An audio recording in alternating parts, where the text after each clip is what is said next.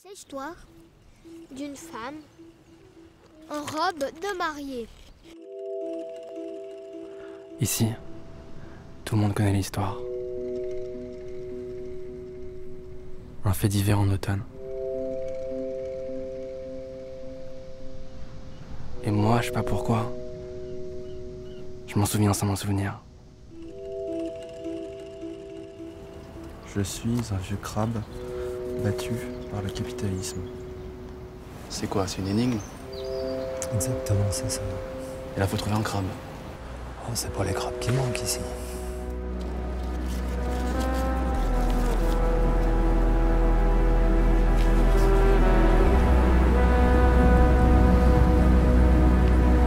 Il la cherche encore? Quoi? Qui ça? La mariée?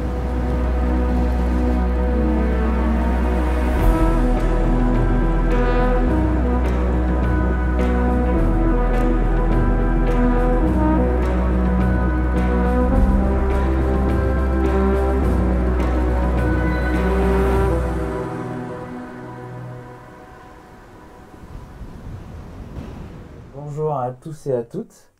Je suis très heureux de faire ce live avec toi, Kenza, aujourd'hui, pour plusieurs raisons. Déjà pour ton film, que j'ai adoré, et donc qu'on est très fiers à la Maison du Film de mettre en valeur ce mois-ci.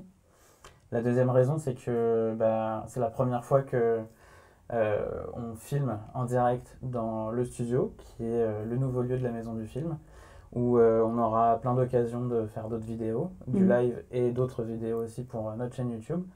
Et donc voilà, je suis un petit peu nerveux et j'espère que tout se passera bien sur la technique. En tout cas, on va commencer maintenant. Et déjà, dans une première mesure, donc, je voulais remercier Bag & Film, notre partenaire, pour son prêt de matériel, qui est super chouette et qui nous permet de faire tout ça.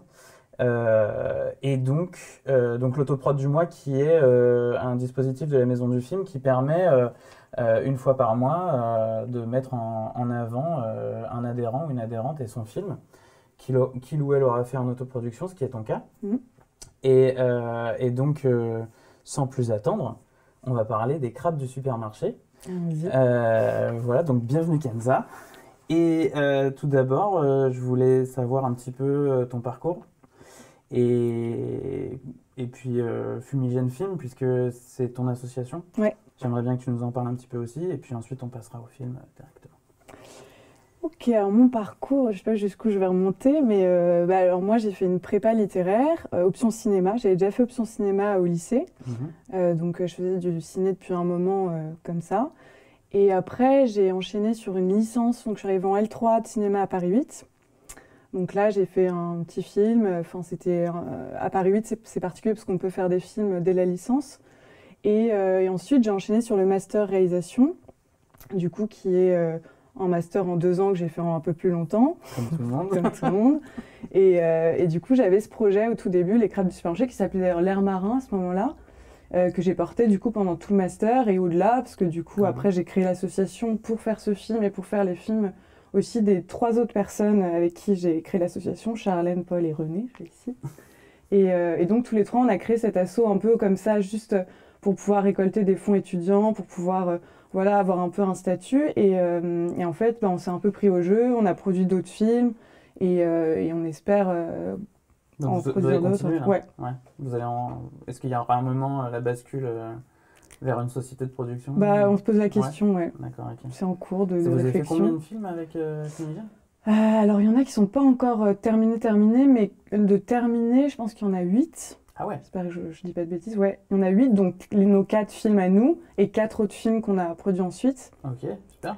Et voilà, des films qui sont en festival ou visibles? Alors, le film de Paul, Lundi Taichi, a fait des petits tours en festival. Okay. Ils n'ont pas tous eu le même parcours. Après, comme c'est des films autoproduits, forcément, la boucle festival, ça a été un peu plus compliqué. Ouais, c'est un peu le problème. Ouais. Donc voilà. Il y en a un qui a été fait aussi dans le cadre de la résidence des 168 heures, le film de Titouan, qui lui, du coup, vient d'être fini, film d'Esteban. Enfin voilà, on a plusieurs films qui n'ont pas encore été vraiment envoyés, donc on attend. On a beaucoup d'espoir. Donc il y a beaucoup de projets qui sont en route, quoi. Ouais. Ok. Et donc, pour arriver au film, donc l'origine, est-ce que c'est... tu devais tu devais écrire un synopsis ou quelque chose comme ça pour rentrer, parce que je sais que ça marche comme ça avec le master de Paris 8, c'est-à-dire tu rentres sur un scénario, sur un projet. Sur un scénario, ouais. Et Ouais, c'est une comme première ça que version. tu l'as fait, ou alors tu avais déjà l'idée en tête, ou comment ça s'est passé? En fait, ça s'est passé que je m'entraînais à écrire des scénarios pour passer à FEMIS, parce que j'avais tenté la FEMIS quand j'étais en fin de prépa, et j'avais été genre au dernier tour, je l'avais pas eu, et du coup, je m'étais quand même beaucoup entraînée à écrire des scénarios, et j'avais eu cette petite ébauche de film où j'étais partie d'une image dans les annales des concours de la FEMIS, où il disait, il mettait des images, et on pouvait prendre une image et inventer un scénario. C'est souvent ce qu'il propose, soit une phrase, soit une image. Et donc moi, il y avait cette image d'un vieil homme étendu sur la plage, en noir et blanc. Comme ça que ça a commencé. Et du coup, j'ai eu cette idée que j'ai développée comme ça et que j'ai laissée de côté. Et après, quand j'ai voulu postuler au master, j'ai repris cette idée, je l'ai développée en fait. Et puis je l'ai associée à une autre image. En fait, c'est deux images qui se sont heurtées pour la création de ce film. C'est l'image de ce vieil homme allongé sur la plage et l'image de deux enfants déguisés en costume d'Halloween sur une plage aussi. Et donc les deux se sont rencontrés dans le film. Ce qu'on voit à la fin. Et d'ailleurs, finalement, j'ai appris plus tard que l'enfant sur la photo, donc c'est quand même un de mes photographes préférés, Richard Calbar, l'enfant sur la photo, c'était un de mes collègues quand je travaillais à l'opéra. Donc incroyable comme histoire. Cool. Ouais. Et donc c'est la fin de ton film en fait. Qui était à la base de la scène du début en fait. Début. Normalement, ça s'ouvrait sur des enfants qui recouvrent un corps de coquillage. Et ça, c'est les mystères du montage. Ouais. On y viendra. Ouais. Donc pour rentrer dans le cœur du sujet avec ton film, alors si tu veux, pour moi la première fois que je l'ai vu, j'étais un petit peu, j'étais complètement chaviré par l'ambiance, par le jeu, par ce qui était proposé en fait, parce que c'est vrai qu'on a rarement l'occasion de voir des films qui se passent autant au bord de la mer par exemple, et puis qui ont une sorte de cheminement comme ça, très énigmatique. Mais par contre, quand il s'agissait de t'en parler aujourd'hui, j'ai pas su par quelle boule prendre. Et en fait, je pense que c'est vraiment pratiquement la quintessence de ton film, c'est-à-dire qu'il y a tellement de portes d'entrée que au final... je me rendais compte que c'est ce que j'ai marqué, qu'il y avait en fait une démarche, la démarche d'une boucle onirique. C'est-à-dire que on reste pas coincé, mais en tout cas on vagabonde en quelque sorte d'un rêve à l'autre.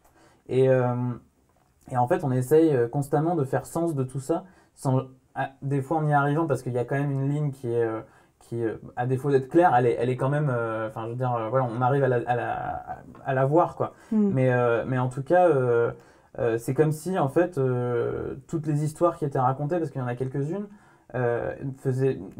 n'en étaient qu'une, en fait. Est-ce que c'était ça ton... Bah alors moi aussi, je pense que ça a été un truc aussi qu'on m'a pas mal reproché au début, quand je le faisais lire, c'est qu'il y avait un peu trop de couches. Moi, j'aimais beaucoup ça, l'idée d'avoir plein de couches qui s'accumulent et que du coup, le récit soit aussi un peu dispersé dans plein de directions. Qui au final, on veut toujours qu'à la fin ça forme quelque chose de cohérent quoi, mais du coup c'est dur aussi pour moi d'en parler parce que je pense qu'il y a plein de choses qui se sont mélangées encore plus au montage. Je pense que c'était présent à l'écriture, mais au montage j'ai vraiment cherché à encore plus justement qu'on soit un peu perdu dans un rêve, d'entremêler les choses et tout. Mais je sais plus quelle était la question. Non, mais est-ce que c'est ce que tu cherchais au départ dans la forme du scénario? Ouais, c'est ce que je cherchais au départ. Et j'ai dû réduire même, il y avait d'autres choses. Après, il y a aussi eu un moment où j'ai écrit la voix off justement pour essayer de réunifier tout ça, parce que c'était un peu trop, je pense, dispersé. Mais en tout cas, ouais, c'était une volonté... ouais. D'accord, ok. Bah, ça marche du coup. Ouais. Si c'est la volonté primaire. Et ensuite, alors pour ce qui est de ce que j'ai remarqué moi sur ta mise en scène, c'est deux choses. Comment dire, c'est deux procédés de mise en scène. Le premier, c'est des travelling constants. Alors, steadicam ou pas. Voilà, mais c'est super parce que ça donne vraiment un geste, ça donne une inspiration comme ça vers lequel va le film. On ne sait pas encore, mais jusqu'à la fin, en fait, il y a ce truc de cette caméra qui court après les personnages pratiquement. Et on se demande vraiment où elle va et où eux ils vont. Et même quand ils arrivent à pratiquement à des cul-de-sac, parce qu'il y a ce fameux plan que moi je trouve extrêmement beau, où ils sont sur cette falaise. Et en fait c'est un cul-de-sac quoi. Voilà. Et puis c'est pas grave, c'est juste ils arrivent à une sorte de pic pour repartir dans l'autre sens et c'est ça qui est joli. Donc il y a cette, comment dire, cette dialectique du travelling en quelque sorte. Et puis de l'autre côté, carrément, pratiquement pas, enfin en tout cas pratiquement la moitié des plans du film, je pense, c'est des contre-plongées.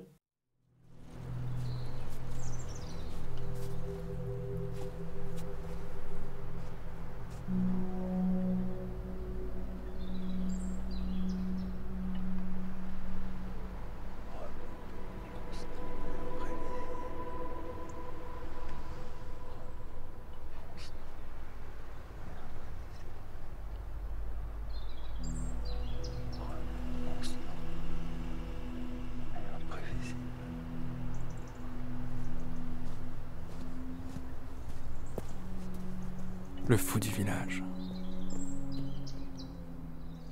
On l'avait suivi une fois, tu te souviens?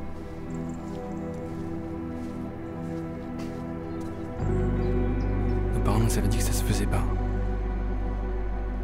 Qu'on devait le laisser tranquille. Certains racontent qu'après ce qui s'est passé, il n'est jamais rentré chez lui. Il s'est mis à dormir sur des coques de bateau. Et si on lui demandait où c'était, chez lui, il répondait simplement « J'ai oublié ».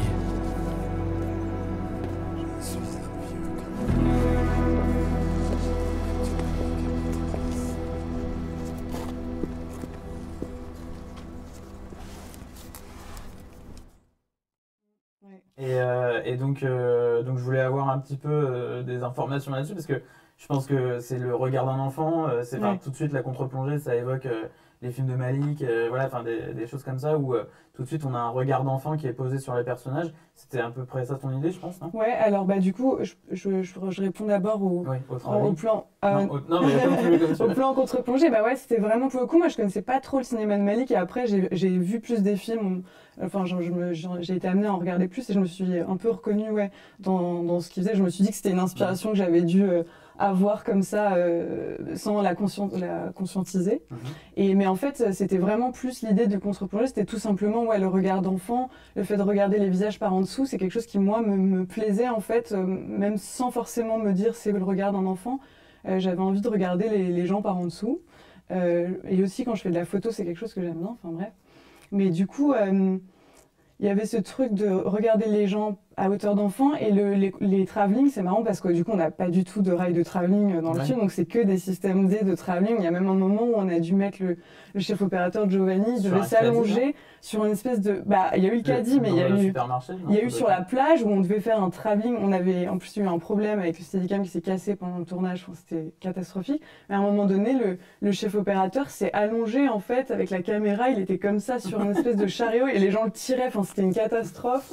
Et il devait vraiment tenir comme ça à bout de bras la caméra. Et donc j'ai essayé à chaque fois de faire des travelling sans rail de travelling.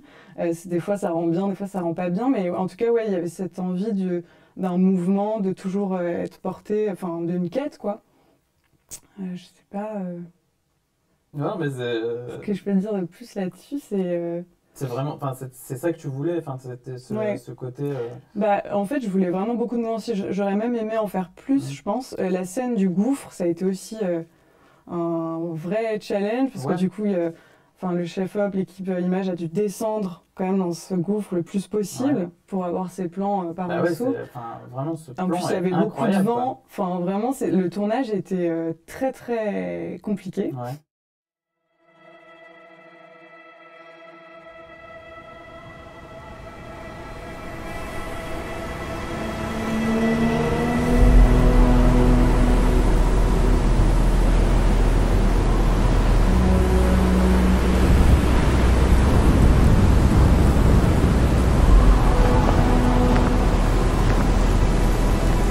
Y'a rien.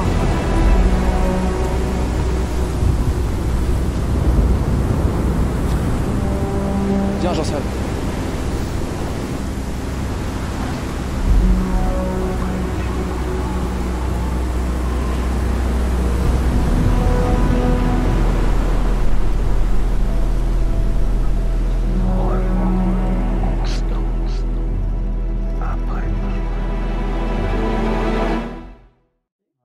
pas pour rien, je pense que les gens tournent pas en bord de mer entièrement parce que au niveau du son, ouais, déjà. on avait 3 ingé son, Ouais. du coup qui tournaient sur les postes, mais 3 perches et T'as tout fait en post-synchro pour les voix, non? on a t'as fait dit on a fait pas mal de post synchro, mais il y a quand même des sons qui sont des sons vraiment directs. Ouais, Tendu. tendu. Mais en tout cas, ouais, voilà, cette envie de toujours être Ouais. dans un mouvement. Aller vers le sujet, vers l'aventure du sujet, quoi. Ouais. C'est un peu ce que je me disais aussi. Pour ce qui est du montage, qui est quand même, à mon avis, avec le son et le design sonore, on va dire, parce que c'est vraiment très très important dans ton film.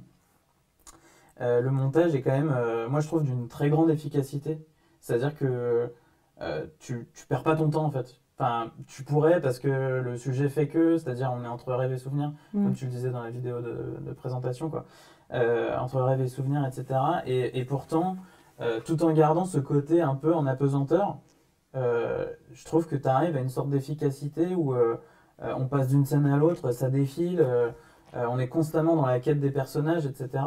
Et je voulais savoir en fait comment tu avais travaillé là-dessus, parce que j'ai vu que tu avais 4 monteurs, donc tu avais eu 4 monteurs pour le film. Donc ma question était forcément qu'est-ce qui s'est passé, quoi. Alors déjà, le film n'a pas été simple à monter. T'as mis combien de temps? Je sais même plus, mais je pense que ça se compte vraiment minimum 6 mois. Ouais. Mais en fait, c'est même peut-être presque 10 mois. Il y a eu le confinement, il y a eu plein de choses. Entre 6 mois et 1 an, je pense. Après, c'est parce qu'il y a eu des grandes périodes justement d'errance où j'avais pas de monteur ou alors ça avançait plus. Et enfin, il y a eu vraiment plein de problèmes. Donc, j'ai essayé de pas trop m'étaler sur le sujet. Mais alors, il y a eu 4 monteurs. Il y a d'abord eu Charlie, du coup, avec qui on devait un peu préparer le film, enfin, faire un ours. Et il était assistant au départ et du coup, il a fait un ours. On dit un ours. Un ours. Et Daniel, du coup, a repris le montage ensuite. Mais lui, il finissait un long métrage à ce moment-là. Donc, il s'était intéressé au projet un peu par miracle, alors qu'il était quand même. C'est le monteur de Gagarine, du coup, qui s'est intéressé au film et qui après avait plus le temps. Donc, en fait, ça a vachement traîné. Et moi, je me suis mise à monter dans ma tête. Donc, j'ai un carnet qui fait genre 150 pages où j'ai déroché tout. J'ai pris des notes de 150 pages et j'ai essayé de monter. Je faisais des trucs. Enfin, j'ai monté vraiment. Donc, ça a été aussi un peu un problème après, parce que du coup, après, j'ai travaillé avec Anna. Et j'avais, je pense, une espèce de contrôle fric du montage où j'avais essayé d'assembler tellement dans ma tête qu'après j'avais inventé même des plans qui n'existaient pas. Enfin, je m'étais beaucoup projetée sur ce montage. Et ensuite, il y a eu le confinement, donc on ne pouvait pas travailler ensemble en vrai. Enfin, il y avait plein de soucis. Et ensuite, j'ai rencontré Audrey qui a repris le montage et qui l'a fini avec moi. Et où du coup, là, on a passé vraiment des journées entières où du matin au soir, on tordait le film dans tous les sens, on essayait de déplacer des séquences, de trouver l'ordre que devait avoir ce film. Et du coup, ouais, ça a été assez fastidieux le montage. Mais t'en es ressortie vivante. J'en suis ressortie vivante. Donc ouais, il y a eu cette scène aussi qui était au début, au dernier moment, qu'on a mis à la fin, la scène des enfants. Je sais plus ce que je voulais dire par rapport à ça, mais peut-être qu'il y a quelque chose sur... Oui, donc ton point de départ dans le film qui finalement... qui est finalement devenu la fin. À la fin Mais c'est vrai que j'ai eu l'impression de beaucoup chercher quel devait être le rythme, l'ordre des choses. Et aussi, moi j'avais vraiment envie de le déconstruire au maximum, mais il y avait toujours ce truc de garder l'ordre des énigmes qui était du coup un peu un chemin imposé. On ne pouvait pas vraiment distordre le temps, il fallait quand même qu'on avance d'énigme en énigme. Et qu'on garde ce fil conducteur, quoi. Évidemment. Mais qui est très important, en fait, pour la tenue du film, je trouve. Enfin, c'est ça qui le rend... Enfin, c'est ça qui lui justifie ces 24 minutes aussi, parce que... On a essayé de le réduire, mais c'était pas facile. Non, mais c'est très bien. Enfin, moi, je trouve que... Enfin, il n'y a pas un seul moment où on est là en train de se demander ce qu'on fait là, quoi. Enfin, il y a vraiment... c'est ce que je te disais, une sorte d'efficacité dans le montage. Non, mais c'est vrai. Enfin, parce que moi, je me dis quand même, on aurait dû essayer de le réduire encore. Bah... Si c'est sa durée, c'est sa durée. Hein. Ouais, c'est ça. Après, c'est la durée d'un film. Ah ouais. Et je pense qu'il n'y a pas... Enfin, voilà, c'est peut-être un truc on apprend aussi sur le tard, c'est que si le film, il fait une telle durée parce qu'on en a besoin, il faut qu'il le fasse, quoi. Il n'y a pas besoin de raccourcir forcément si enfin juste pour plaire à plus de gens ou pour qu'il soit dans plus de festivals ou je sais pas quoi. Hein. Je pense que s'il fait 24 minutes, c'est pour une raison, quoi. Donc au final, tant mieux. Et du coup, alors voilà, moi, on a parlé un petit peu de Malik. Ouais. Je voulais savoir si toi, tu avais d'autres références, parce que j'en ai une en tête forcément. Ah ouais? Oui, mais je voulais avoir d'abord ton point de vue là-dessus, par rapport à ce film. Hein. Alors moi, ce film, justement, pour le master, il fallait qu'on cherche des références, parce qu'on devait constituer des dossiers iconographiques, quoi, avec des images. J'ai eu un peu de mal à faire le tri dans mes références. Je pense que j'avais du mal à les identifier. Et aujourd'hui encore, j'ai un peu du mal à savoir.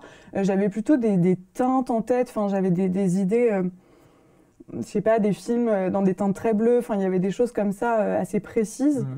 Mais là, en plus, là, comme ça, j'arrive pas à... Parce qu'il y a presque un grain, en fait, dans l'image. Ouais. Une sorte de... Comme si la brume s'accrochait à la caméra, constamment. Ouais. Et ça, comment tu l'as... Enfin, je veux dire, c'était vraiment sur le tournage ou tu l'as travaillé après? Je sais pas exactement de quoi tu parles, parce qu'après, il y a les optiques qui font... C'est des optiques russes, des vieilles optiques qu'on a utilisées. Un côté ouaté, comme ça, d'accord. Okay. Qui, du coup, elle apporte déjà vraiment à l'esthétique. Et après, on a rajouté un peu de grain à l'étalonnage. On a travaillé ça à l'étalonnage, mais je sais que Giovanni aussi utilisait des filtres. Lui, il voulait que... ça, c'était son truc qu'il avait tout seul... Giovanni, c'est ton chef Giovanni, c'est le chef opérateur, ouais, qu'il avait tout seul prévu dans son coin, mais qui partait de l'idée du film et qui, du coup, moi, je trouve rend bien. C'est qu'en fait, il mettait des filtres de couleurs plus chaudes, des filtres plus chauds au début, et plus on avançait dans l'histoire, plus il passait des filtres froids, et donc, du coup, il y avait ce truc. Donc après, ouais, il y a eu des... Et puis il y a eu, je pense, vraiment le vent et la brume et le fait que les optiques ont été vachement abîmées par le sel de l'air, quoi. Donc c'est possible qu'il y ait eu des voiles de brume, quoi. Bah c'est vachement beau. Enfin, je trouve que du coup c'est réussi, mais les pauvres optiques. Mais mais alors du coup, en termes d'influence, enfin moi j'ai pas. Après j'aime beaucoup Bruno Dumont. Parce que justement il filme la côte et tout comme ça dans Maloute, dans Petit Quinquin et tout ça. Je pense que ça c'était un peu une référence pour moi, ce côté un peu... Alors que ça ne ressemble pas vraiment, c'est pas le même ton, mais pour moi ce côté des gens déguisés, des enfants, tout ça, les couleurs et tout, ça c'était un peu une référence. Mais sinon c'est quoi le côté village, dans Petit Quinquin il y a ça, vraiment une sorte de microcosme qui s'active en lui-même. Ouais, cette idée du village. Bah, d'ailleurs, c'est quand même... je pense que le film prend son élan à partir de là, je pense, mais très rapidement. En fait, c'est après 1 ou 2 minutes où on voit, ils sont en voiture et puis on voit tous ces gamins déguisés pour Halloween et au ralenti comme ça. Waouh, c'est super bizarre en fait de voir ce truc, cette tradition qui est très américaine, entrer dans le village de bord de mer et de se dire en fait, c'est bizarre parce que c'est une ambiance, c'est deux ambiances qui vont vachement bien ensemble en fait, et pourtant que j'ai jamais vu réunies en soi. Parce qu'il y a aussi à ça, par contre, c'est un truc que je m'étais dit, je voulais un peu ce côté western, ce côté, un peu un emprunt au cinéma américain dans un paysage français, avec sans rendre ça américain, justement essayer de tirer des codes. Non mais en plus c'est vachement à propos parce que en fait au final ce personnage de Jean Sol, c'est ça. Donc j'y viendrai après parce que c'est un peu la conclusion de mes pensées par rapport à ça, mais il est fantomatique, c'est pratiquement un esprit, quoi. Il y a quelque chose de cet ordre-là, donc ça colle complètement avec le déguisement des gosses, le fait que voilà, on est sur une journée très la journée du fantôme, quoi, la journée des morts, la journée de tout ça, donc il y a quelque chose comme ça. Non, moi je pensais en fait, pour tout te dire, et c'est vraiment pas une question pour le coup dans la mise en scène, mais beaucoup plus du côté de l'esprit de ce que tu as essayé de faire sur la narration. Je pensais beaucoup, alors c'est un peu galvaudé, mais à Lynch, dans la mesure où en fait, moi je considère que, après c'est très personnel, hein, mais je pense que Lynch est notamment assez génial pour tout ce qu'il fait, mais surtout, et je pense que c'est un peu, c'est très souvent oublié pour ses scénarios, c'est-à-dire que en fait, ça marcherait jamais s'il n'arrivait pas à nous prendre à un moment donné sur une histoire en fait. Et pour moi, c'est vraiment ça qui caractérise aussi ton film, c'est-à-dire une certaine maîtrise pour nous rendre curieux par rapport au sujet, constamment, c'est-à-dire avec les petits papiers, les rébus, la quête, etc. Et en même temps, donc un besoin pour nous de comprendre ce qui va se passer, et en même temps une sorte de lâcher-prise dans la perte du spectateur. Il y a quelque chose genre, bon, bah, je vous perds, et puis je vous reprendrai après, et puis c'est pas grave en fait. Et en fait, vu que ça fait que des allers-retours, c'est ça qui rend enfin moi je trouve ton film proche des films de Lynch en l'occurrence, ou sur Lost Highway par exemple, on a ça, ou Mulholland Drive, c'est-à-dire des grands moments où on va complètement se perdre dans la mise en scène, et puis c'est pas grave, et puis à un moment donné il va nous dire ah mais en fait c'était peut-être pour ça, et puis on va reprendre le chemin de la narration, et je trouvais vraiment qu'il y avait ce côté-là.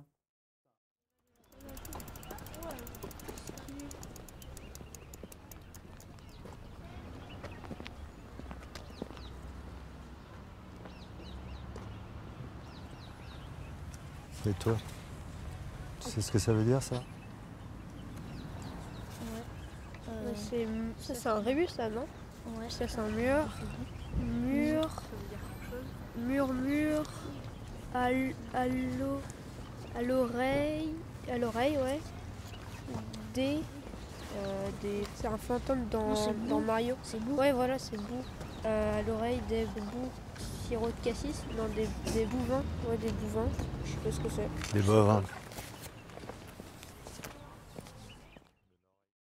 Et Moi, il y avait, en fait, en inspiration de scénario, maintenant, je me souviens, c'est beaucoup Paris, Texas.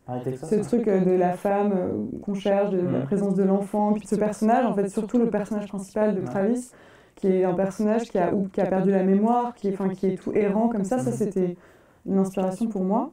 Lynch, en fait, c'est marrant, je pense que c'est un cinéaste que je connais mal, en fait, et j'ai l'impression que c'est des cinémas tellement prenons que j'arrive pas à m'y jeter encore, mais du coup, de ce que je connais de Lynch, pour moi, c'est un super compliment, quoi. Enfin... oui, je te confirme. Ouais. C'est quand même, c'est un mec, enfin moi que je trouve assez génial, mais après. Mais tu vois, je me suis beaucoup battue moi pour que le spectateur comprenne quand même, arrive à, enfin, je me suis battue pour pas le perdre, mais je voulais quand même réussir à trouver cet équilibre entre on arrive à comprendre quand même où on va sans que ce soit trop clair. Et en fait, c'est vraiment pas évident. C'est une ligne de crête en fait. Enfin, c'est vraiment, c'est dur d'avoir le recul quand tu es en train de monter ou quoi, de savoir est-ce que là on comprend, est-ce qu'on comprend trop, tu sais plus au bout d'un moment. Et du coup, j'ai fait beaucoup appel à des regards extérieurs pour essayer de doser. Mais non, mais c'est peut-être un des trucs les plus difficiles. Déjà parce que oui, en effet, tu manques cruellement de recul quand tu fais ton montage. Oui, toi tu sais tout, donc tu sais plus ce que tu arrives à montrer. Et puis même sur ton scénario, sur le tournage, il y a énormément de phases qui sont passées. Au final, c'est le film qui te prend en fait. C'est juste, t'as plus vraiment la maîtrise du truc. Mais je trouve que c'est assez beau que finalement tu l'aies eu parce que c'est vraiment pas évident, quoi. Donc tant mieux pour ça. Et sur un autre sujet, oui, je voulais parler un petit peu du son parce que je voulais savoir un petit peu comment tu l'avais travaillé, parce que c'est une donnée extrêmement importante dans ton film. Il y a énormément de couches de son. Donc je voulais un petit peu savoir, et puis la musique qui est géniale. Donc je voulais un petit peu que tu nous en parles. Alors il y a donc le son, j'ai travaillé avec Nolan, Théo et Babou, enfin on l'appelle Babou. Du coup, c'était 3 ingénieurs du son, et ensuite, donc eux, ils sont arrivés en fait sur le tard sur le projet, parce qu'il se trouve que sur ce film, on a eu un gros problème, l'ingé son n'a pas pu venir 3 jours avant, donc ils sont arrivés comme ça, je les connaissais pas. Eux, ils étaient passionnés de son, donc ils ont fait tout ce qu'ils pouvaient sur le tournage pour prendre des sons, mais ensuite, on s'est rendu compte quand on a fait le montage son que plein de sons étaient inexploitables, qu'il y avait du vent, enfin, on avait vraiment plein de problèmes, et donc on a passé beaucoup de temps, je suis allée chez eux, chez Théo et Nolan, où on a fait du montage son et où on a cherché, on a recréé des trucs, on a vraiment recréé tout un univers sonore après. Pareil, le mixage aussi, on a vraiment passé un temps fou. Eux, ils avaient installé un espèce de studio en 5 points dans une dépendance, parce qu'ils vivent en Bretagne, dans un camp paumé, donc ils avaient une dépendance où ils avaient installé du coup des enceintes. Et donc on a cherché. Et ça a été assez passionnant de recréer des couches de son. Après, moi, j'avais ce truc un peu naïf des premiers films où je me dis, on voit ça à l'image, il faut qu'on le mette au son. Et j'ai beaucoup appris à leur contact tout ce qu'on pouvait aussi amené travailler ouais, sur le... qui n'était pas en fait juste illustratif, mais et du coup dans le placement du son, bah là je pense que ça se voit pas parce qu'on l'a, enfin t'as dû l'écouter aussi en stéréo, mais c'est vrai qu'on a beaucoup cherché en 5 points à créer ce truc, par exemple quand les papis s'envolent, à essayer d'envelopper complètement le spectateur dans un espèce de voyage sonore, quoi, de vraiment faire des placements du son à l'intérieur aussi du supermarché. Par exemple, on avait fait tout un travail sur les voix des haut-parleurs. Parce qu'en fait, le personnage, je sais pas si t'as remarqué, dès qu'il passe près d'une radio, dès qu'il passe près d'une source sonore comme ça, qui est dans le film, enfin qui est dans l'histoire, qui est réelle, et ben en fait, il la brouille. Donc on a fait plein de trucs, il y a plein de trucs qu'on remarque pas, mais nous, on a beaucoup cherché. Et ensuite, la musique originale du coup du film, qui a été faite par Adrien, ça a été hyper intéressant, parce qu'en fait, moi, j'avais pas du tout d'idée de musique. Enfin, je suis pas musicienne, donc c'était super dur pour moi de traduire ce que je voulais comme musique, et j'ai rencontré Adrien et lui en fait il a fait plein de propositions, il a beaucoup amené ce côté à la fin la contrebasse, le côté jazz un peu aussi de la... C'est quoi, c'est pas de la trompette, c'est du je sais plus ce que c'est comme instrument. Qui est complètement tétan. Lui il a trouvé aussi tous les petits sons qui font comme des pattes de crabe, enfin il a vraiment cherché plein d'éléments, et ça a été pendant des mois, il m'envoyait des musiques et j'essayais de lui dire ce qui manquait, mais c'est un peu maladroitement, et lui en fait il comprenait très bien, il proposait autre chose, mais il a vraiment fait un travail de créateur, quoi. Et je pense que c'était... il y a une sorte de langage que vous avez eu, c'est quand même super difficile pour les gens qui font pas de la musique de s'exprimer sur de la musique de film. C'est quand même, le compositeur de musique de film doit quand même bien emmagasiner l'info et la traduire en son, c'est pas facile, et il l'a réussi vraiment. En fait, ce qui était super, c'est qu'il aurait pu emmener le film dans un endroit qui n'était pas du tout celui que je recherchais, vu que j'avais pas les mots, et je pense qu'il a tellement bien compris, il a tellement pris le film, ça lui a tellement parlé, que du coup il a développé quelque chose qui était proche de ce que j'espérais et que je pouvais pas formuler moi, et du coup voilà, c'était... je lui ai envoyé des références, et puis en fait après il créait quelque chose à lui, il passait beaucoup de temps, et j'aime beaucoup la musique, du coup maintenant des fois je l'écoute, c'est devenu un truc... Mais je l'ai en tête en fait depuis que j'ai vu ton film, je t'en veux un peu, mais bon ça va, je te pardonne aussi, c'est pas grave. Je voulais ensuite aller sur ta direction d'acteur. Et comment tu les as, surtout le binôme, quoi, parce qu'en fait, vraiment, il y a une sorte de complémentarité, et en même temps, il y a vraiment quelque chose qui passe entre les deux, et on n'arrive pas vraiment à savoir quoi, et je voulais savoir un petit peu comment tu les avais amenés à ça, quoi. Alors déjà, donc c'est pas évident, parce qu'au départ, l'acteur principal, donc Nicolas, qui joue le Jean Seul, c'était donc le père d'une amie à moi, et moi je cherchais depuis longtemps le personnage, je cherchais l'acteur, et on me disait tu ne trouveras pas un acteur de cet âge-là qui acceptera de faire ça, c'est hyper dur de trouver en fait le personnage que tu cherches, quoi. Donc en fait un jour j'ai croisé mon ami avec son père, et je me suis dit mais c'est lui en fait, incroyable.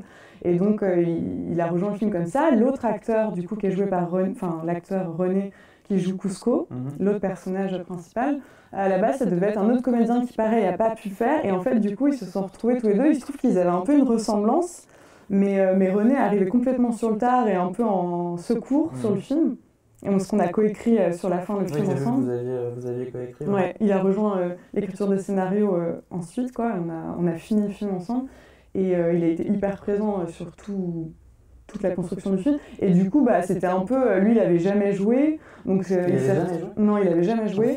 Quand même, en plus nous du coup on se connaissait très bien, mais du coup c'était compliqué pour moi de le diriger, alors que c'était pas un comédien, je savais pas trop ce qu'il pouvait donner. Qu'est-ce qu'il pouvait donner, jusqu'où je pouvais aller, et Nicolas, je sais qu'il avait déjà peut-être un peu joué, mais c'est pas un comédien non plus de profession, quoi. Et donc tous les deux j'ai essayé de les diriger, mais en fait, comme tout ça s'est fait hyper tardivement, on n'a quasiment pas répété. Je me souviens que Nicolas, sur le tournage, il était toujours attiré par plein de trucs, donc vraiment c'était hyper dur de les mobiliser, quoi. Et en fait, je pense que tous les deux, ils ont trouvé une relation au fur et à mesure qui, même moi, je ne saurais pas trop la décrire, qui était vraiment, c'était pas du tout paternel, ou c'était pas du tout... c'était très bizarre, quoi, comme deux solitudes qui se baladent ensemble, C'est en fait. exactement ça, en fait. Ouais, parce C'est qu'ils sont vraiment vraiment comme exactement ça, ça. tous les deux, un peu sauvages et tout, et du coup, de les mettre ensemble, c'était... Ouais. Ça a donné Ouais, et ça. puis, en fait, c'est pas que. On les voit très rarement se parler face à face, je crois que même Ouais. jamais. Enfin, il y a vraiment quelque chose où ils se parlent côte à côte, en fait. Enfin, Ouais, il y a quelque chose comme ça, comme s'ils allaient dans la même direction, mais séparément. Enfin, en fait, littéralement, parce qu'ils vont dans la même direction. après, il y a beaucoup de choses qu'on a retirées au montage. Finalement, les moments justement où ils se parlaient peut-être un peu plus frontalement, on les a retirés, parce que peut-être, ouais, justement, Ok. ça allait pas avec cette Ouais. idée qu'ils avancent tous les deux et qu'ils sont chacun quand même dans une réalité un peu différente aussi. Et puis lui, avec son... Enfin, je trouve que c'est... Enfin, les deux vont très bien ensemble, en fait. Enfin, je sais pas comment... j'ai pas encore eu le temps de bien l'analyser, si tu veux, mais il y a dans ce personnage de vagabond quelque chose de l'enfermement, de l'aliénation, forcément dans sa quête éperdue de sa femme qui reviendra jamais. Et, mais en même temps, en fait, quelque chose de libérateur pour l'autre personnage, puisque le film commence quand lui décide de sortir de son groupe et d'aller en gros en paix avec sa solitude et son caractère à lui, en fait, parce qu'on sent qu'il est complètement différent de ses amis.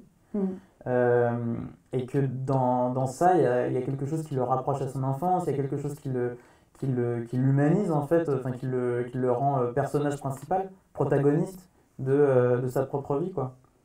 Je sais pas, je divague un peu peut-être, mais voilà, je me disais que ce personnage de vagabond, pour moi, au final, avec ce dernier plan, où on voit juste son bras, sa main bouger à côté du crabe, et on sait qu'il va recommencer, en fait. Ouais. C'est ça l'idée. En fait, ouais, l'idée c'était que ce soit pas vraiment un personnage dont on pourrait raconter la vie comme un personnage réel, mais plutôt un espèce de personnage qui vit dans le souvenir des gens qui l'ont croisé et qui du coup est un personnage un peu mythologique qui du coup revit toujours la même histoire, qui est tellement dure en fait qu'il est rattrapé par la mer, il oublie tout, il se réveille un peu comme un rescapé, et puis il se souvient, au fur et à mesure qu'il se souvient, c'est trop dur, il est repris par la mer, donc c'était un peu... Ouais, c'est ça.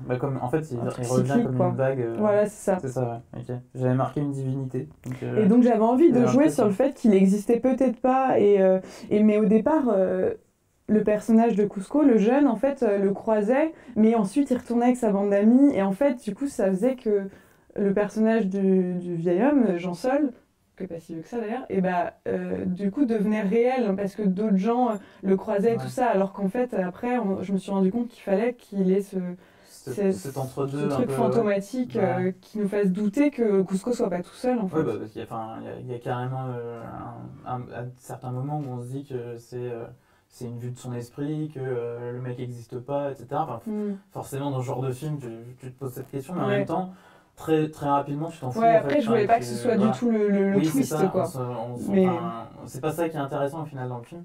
Et par contre, oui, il y a vraiment ce côté, divinité, ce truc un peu venu de la mer comme ça, qui emporte, avec l'embrun, quoi. Il y a vraiment, c'est le souvenir de la mer. Il y a vraiment un truc de marin en fait là-dedans, qui est assez chouette. Et voilà, c'est un peu ce que j'avais tout noté, voilà. Mais je voulais aussi savoir, par rapport aux gens qui nous regardent, parce qu'on est quand même là pour parler d'un film autoproduit, et donc des conclusions d'un film autoproduit. Et pour ton cas, par exemple, qu'est-ce que tu as pu retenir de cette expérience ? Moi, ce que j'ai pu retenir de cette expérience, c'est que c'était très compliqué de faire un film autoproduit. J'espère qu'on n'entend pas ce qui vient de se passer. Ça a été très compliqué. Après, ça a été aussi génial parce que nous, on a été 4 en fait. 4 dans cette démarche de faire un film autoproduit. Ce qui fait que du coup, tout ce qu'on apprenait chacun séparément, c'était des forces qui s'accumulaient pour faire un film finalement autoproduit à 4. Donc en fait, on a cherché des financements, on a fait des crowdfunding, on a un peu tout fait en parallèle. Nos films se sont un peu débloqués en même temps, vu qu'on était dans le même master. Et donc, on a compris comment monter une équipe, comment rencontrer des gens. Il y a des gens qu'on a rencontrés pour un tournage, qu'on a ensuite, on a retravaillé avec eux sur d'autres tournages. Et du coup, ça a été génial de découvrir comment se fabriquer un film, mais ça a aussi été compliqué parce que moi j'ai fait plein d'erreurs, justement. J'ai travaillé avec beaucoup de gens et des fois, par exemple, au montage, ça a été compliqué en fait de trouver avec qui ça se passait bien, comment fallait faire. Est-ce que tu as réussi avec ce film à avoir au moins à te constituer un début d'équipe avec qui tu vas tourner après Ouais, carrément. Là, en fait, je pense que du coup, j'ai fait plein d'erreurs. Mais par contre, j'ai l'impression d'avoir vraiment compris comme on a été obligé de prendre le film du tout début, genre il faut trouver chaque sou, chaque truc, jusqu'à l'amener à la toute fin et de prendre toutes les étapes en charge. Du coup, ça m'a vraiment permis d'avoir une vision d'ensemble et de maintenant aborder un film de façon beaucoup plus sereine.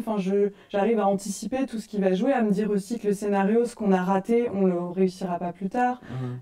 Et du coup, après, toutes les autres étapes qu'il va y avoir ensuite, on va pouvoir faire des choses et tout. Mais du coup, j'arrive vraiment à voir toutes les étapes d'un film, ce qui aurait peut-être pas été le cas si j'avais tout de suite trouvé une société de production qui avait pris en charge du coup certaines étapes et tout. Là, j'ai vraiment vu toutes les articulations, tout ce qu'il faut pour faire un film.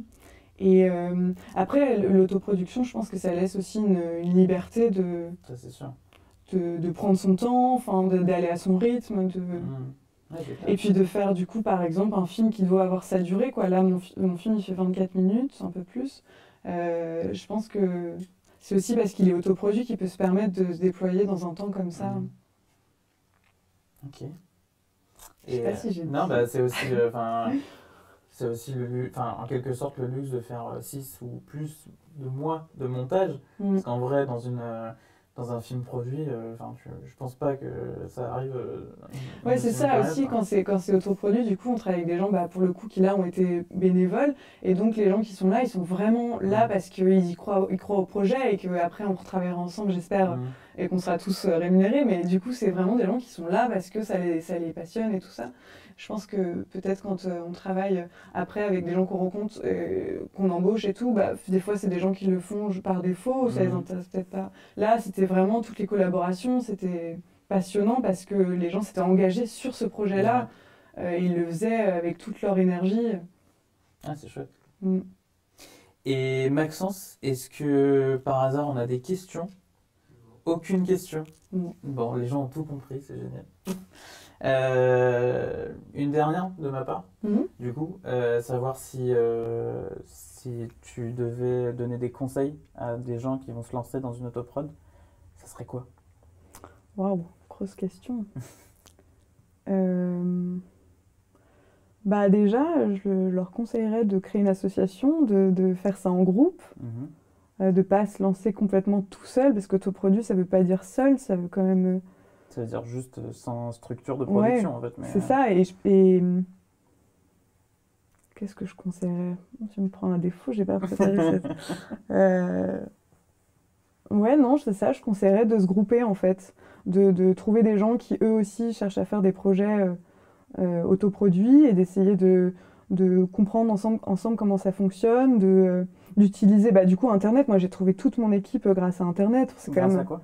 Grâce au site genre cinéaste.org, grâce à la newsletter de l'acteur, à Facebook, beaucoup les groupes Facebook, où en fait, quand on a un projet, si on croit à son projet, il y a plein de gens qui vont derrière aussi y croire, quoi. Ok. Voilà. Bon, super. Je pense que c'est la fin de ce live. Et je leur conseillerais de l'envoyer à la maison du film. Oui, mais voilà, par exemple, n'hésitez pas, donc c'est ce que j'allais vous dire. N'hésitez pas à envoyer votre film à l'autoprod du mois, puisque on les reçoit avec grand bonheur et on les regarde. Et donc, si vous voulez peut-être être sélectionné par nous à un moment donné pour une prochaine autoprod, n'hésitez pas. Soyez adhérents pour participer du coup, parce que c'est le but. Et puis voilà, qu'est-ce que je remercie Maxence qui est donc notre régie aujourd'hui. Je remercie l'ensemble de la Maison du Film puisqu'ils ont été d'un grand soutien moral sur toute cette aventure qui a été aujourd'hui et la bonne réalisation de ce live. Et je te remercie toi, Kenza. Mais moi, je Parce te que remercie. c'était vraiment chouette de t'avoir. Et donc, alors Maxence me dit... Ah, il y a une question. 2 questions? Allez, Wow. on va se lancer sur 2 questions. J'arrive.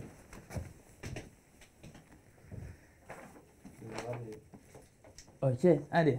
Que ferais-tu de différent pour ton prochain film? Mhm. Moins long. Je dis ça alors que je suis en train d'écrire un film plus long. Moins long, je pense, Ouais. pour qu'il ait une chance un peu plus grande d'être diffusé. Qu'est-ce que je ferais de différent? Je pense que aussi, je travaillerais beaucoup plus avec les comédiens, beaucoup plus de répétitions. J'essaierais de faire aussi beaucoup plus confiance au tournage, à pas vouloir trop contrôler, à laisser une part D'impro. Ouais, d'impro, de pas vouloir.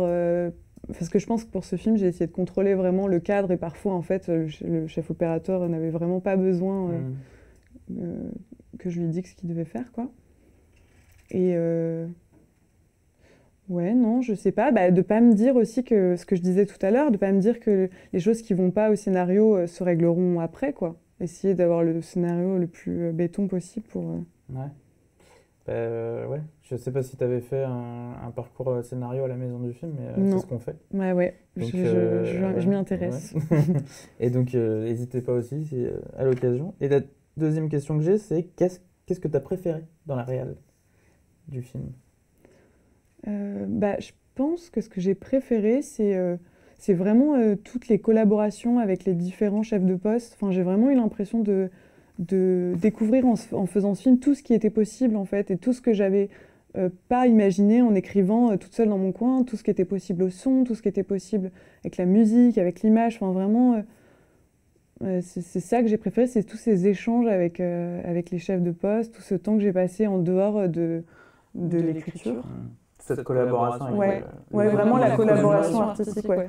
C'est ça, d'apprendre de tout ce dont était fait un film, quoi, et de l'apprendre en le faisant. Ah, c'est chouette. Mais le tournage, bizarrement, j'ai aimé, mais j'ai complètement tout oublié. Genre vraiment, j'ai des souvenirs hyper vagues, comme si j'avais été droguée ou je sais pas, mais ça m'a tellement angoissée. Donc à la fois, c'est un beau souvenir lointain. À la fois, genre, c'était tellement stressant que c'est pas ce que j'ai préféré du film. Ouais, je peux comprendre. C'est le moment où tout le monde est là, où il faut gérer l'équipe, faut être toujours super précis sur les questions qu'on pose parce qu'en fait, c'est ça qui se passe pendant tout le tournage. On n'arrête pas de te poser des questions. Et comment tu veux ci, comment tu veux ça. Donc c'est pas forcément le plus simple. Ouais. C'est vrai. Maxence, est-ce qu'on a d'autres questions par hasard? Non, c'est donc fini. Je sais que c'est des amis. C'est des amis. Voilà, c'est la fin de ce live. Et merci encore, Kenza. Et merci à vous de l'avoir regardé. Et donc, on se voit le mois prochain pour une nouvelle autoprod du mois et un nouveau live sur Facebook. Et moi aussi, je voulais remercier du coup la Maison du Film, te remercier. Vraiment, c'était super de pouvoir diffuser un peu ce film, de pouvoir en parler. Enfin, j'ai pas vraiment eu l'occasion de le faire avant, donc c'est hyper précieux. Nous, on est très contents. On est très contents de t'avoir et qu'on puisse le diffuser ensuite à la bibliothèque François Truffaut en juin. Donc, Trop cool. ça sera un grand moment aussi. Merci et à bientôt.